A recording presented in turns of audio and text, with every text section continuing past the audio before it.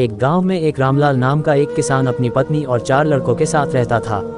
रामलाल खेतों में मेहनत करके अपने परिवार का पेट पालता था, लेकिन उसके चारों लड़के आलसी थे, जो गांव में वैसे ही इधर उधर घूमते रहते थे।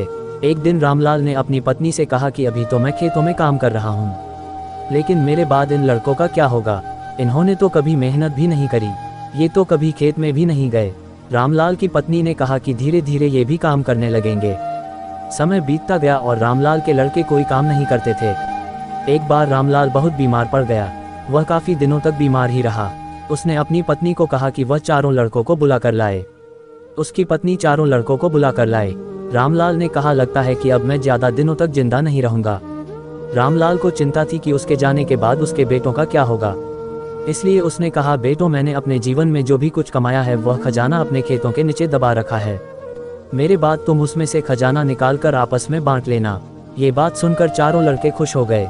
कुछ समय बाद रामलाल की मृत्यु हो गई। रामलाल की मृत्यु के कुछ दिनों बाद उसके लड़के खेत में दबा खजाना निकालने गए।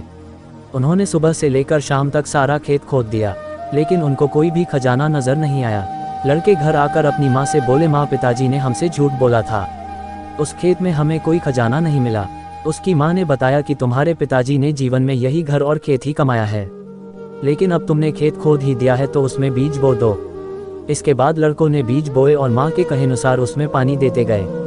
कुछ समय बाद फसल पककर तैयार हो गई, जिसको बेचकर लड़कों को अच्छा मुनाफा हुआ, जिसे लेकर वह अपनी माँ के पास पहुँचे। माँ ने कहा कि तुम्हारी मेहनत ही असली खजाना है, यही तुम्हारे पिताजी तुमको समझाना चाहते थे। सीख, हमें आलस्य को त्याग कर मेहनत करना चाहिए। मेहनत ही इंसान की असली दौलत है।